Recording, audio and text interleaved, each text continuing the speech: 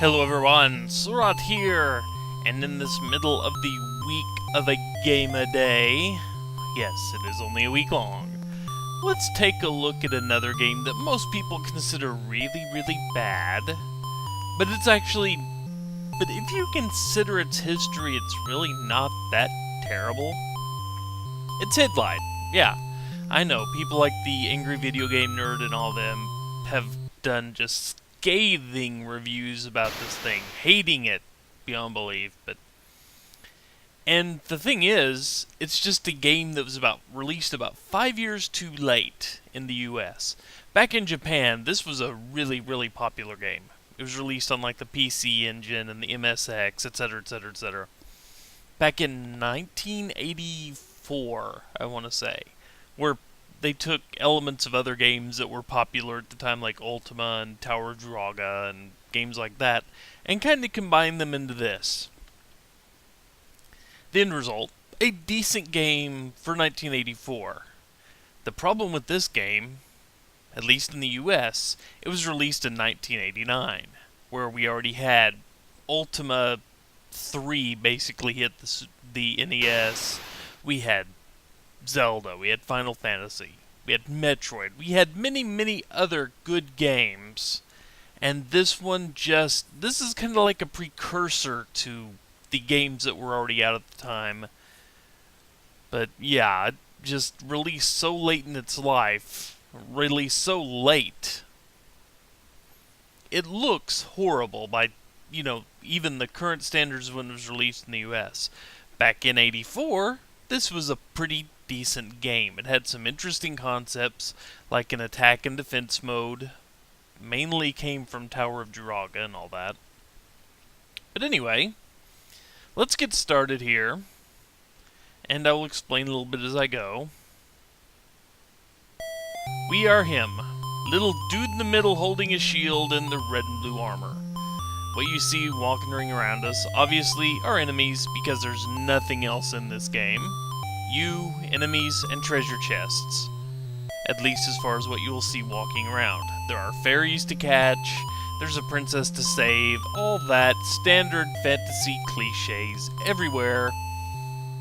But that's not to say this is a terrible game. A terrible game is the fact that, like I've already said, released 5 years too late. So, you see our stats over there on the right. Life, strength, experience, and magic. These will increase over time. Luckily for you, you will not see them do much increasing. You might see me gain a few experience points here. I'll show you where the good leveling spots are for each individual spot. But first, I need to show you something. There's a slime. Very basic enemy. There's also a little kobold walking around the forest there. We're not going to bother with him. But we are going to bounce on this slime and watch as neither of us really get hurt too badly. I got hurt, slime didn't. That's because defense mode. Defense mode is basically you just kind of taking cheap shots at it while it bounces off your shield. It's still going to hurt you sometimes, but most of the time, at least early on, you're going to do absolutely nothing to it. So, we have to hit the A button to open up attack mode, and then go after it, and we kill it. And even bounced into a second one that died. Now notice I gain no experience yet. That's because I have to kill 2 to gain a sliver of experience bar.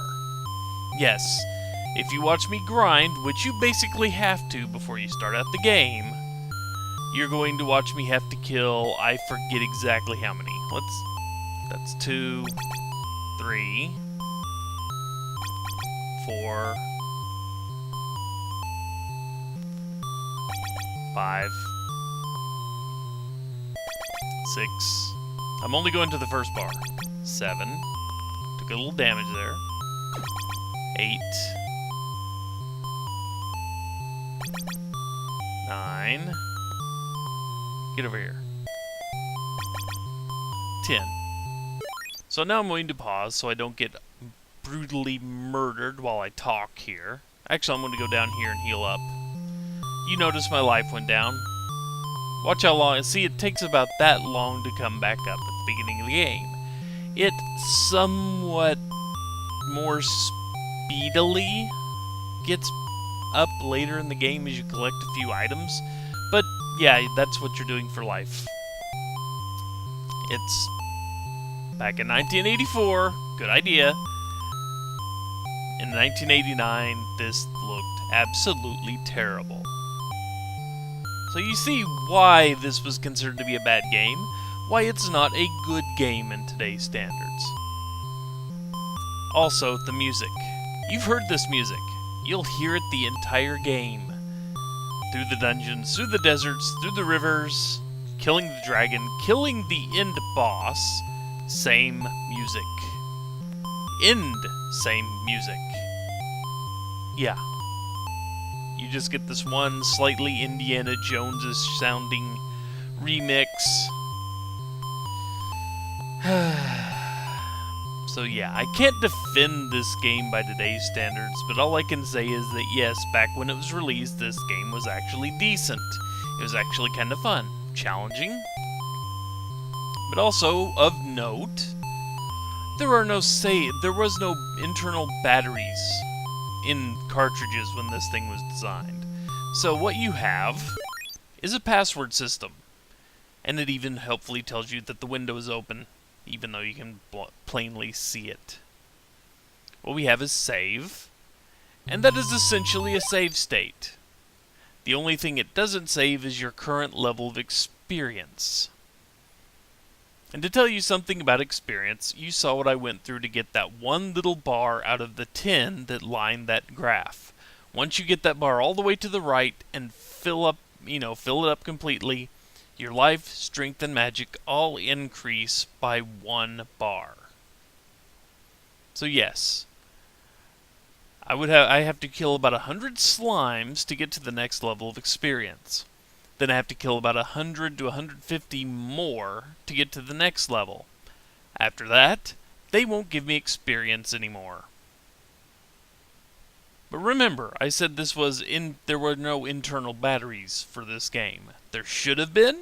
The technology existed, but they didn't want to rewrite the code to allow, saving. So, they had a password. The password is way too freaking long. Now, you may wonder what the save is. I said it was basically a save state, and that's what it is. We save, and it saves a screenshot of this in basically the RAM of the game. If you turn off the power, hit reset, it's gone. You don't have that save, so you gotta save a password. You gotta write down the password and put it in later. So anyway, I don't really want you to see me level up. I mean, that's going to be way too boring, and I've talked way too much and accidentally stirred up a wasp nest there. That will brutally murder me if I do anything. But anyway, bump the tree, wasps. We will deal with that later, after I have ground up a massive ton of levels. Thankfully for me, I've already done this and put this on a save state. So, back in 1 second. Ta-da! I now have maxed out stats, at least as far as the game will let me get out here. Yeah, there are no enemies in the game that I know of that will allow me to gain experience at this point outside of the end bosses, the dragon and the main nasty of the game. But now that we've gotten into this, I'm basically going to say what the very brief story. Evil guy has basically taken a princess, zapped her with a beam that turned her into 3 fairies, and they scattered throughout the kingdom. It's our job to find the fairies. They will help us get to the bad guy. Killing the bad guy reverses spell, restores princess to former glory. Yeah, damsel in distress trope. What you gonna do? Early 80s video game. This was kind of the thing then. We can do better today, but we often don't. So anyway, there's your story. We gotta find 3 fairies. We're given absolutely no hints to do this, but let me show you what you should level on. You kill the slimes to begin with. Easy enough, right? So let's walk this way, and yes, you see slimes sitting here. We don't want to kill them yet here, because killing them unleashes different enemies now that I'm this high level. And just bumping into these slimes almost kills them now, instead of, having to tinker around. I'm still not great with the layout of this game. Okay. Oops. Killed it. But anyway, here's the next enemy down here. These are called ropers. And basically, once you hit to the point where slimes stop giving you experience, those guys are the ones you want to kill. Once those guys stop giving you experience, I know it's around here somewhere.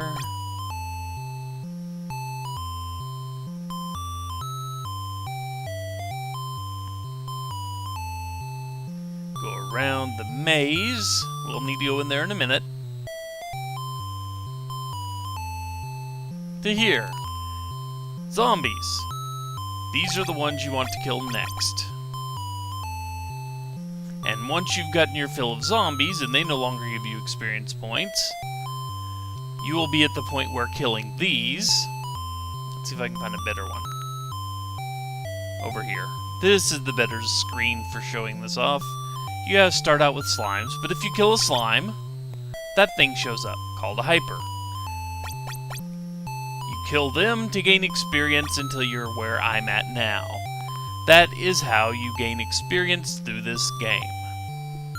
And one more thing about combat. I haven't shown off magic yet because magic is only minorly useful in this game, but I will show off the spells soon enough. You want to attack things from the side or behind. You attack things from the front, and they do more damage, as you see here. But if you get things from the side or the back, they barely hurt you. See? You take no damage if you can hit something from the side or behind. Like, relatedly, if something gets you from the side or behind, it hurts a whole lot.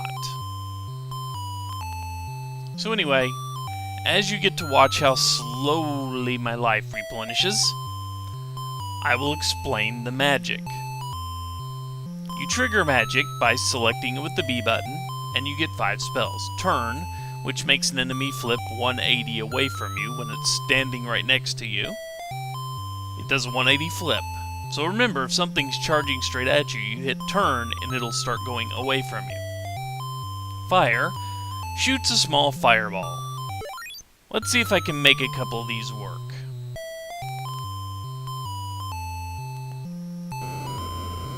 See? And there it goes. And it turns away. Easy enough. Fire shoots a little fireball.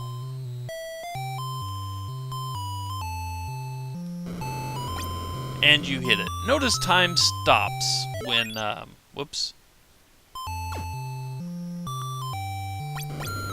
Time stops when you cast a spell.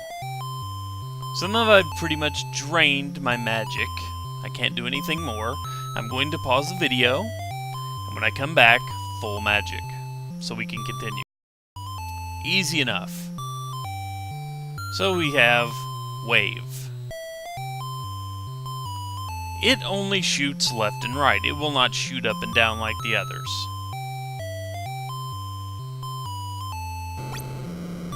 But notice it continued on through the monster there. Very useful later. So anyway, another pause.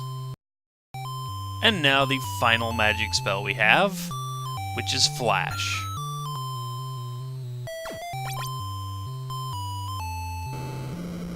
Poof. Everything dies. Everything is dead and it takes a bunch of magic. Notice that everything immediately respawns when you do that. Yeah, kind of useless except at one very specific spot. So anyway, that is the basics of Hydlide. I figure that's enough for now. It had pretty much explained everything I need to explain about this game. Period. Nothing left. Only thing left is to actually go do things. And get the items we need to continue. So anyway, when we come back, we will do exactly that. So take care, folks. See you next time. Probably for the conclusion of this, because this is not a very long game once you know what you're doing. Later all.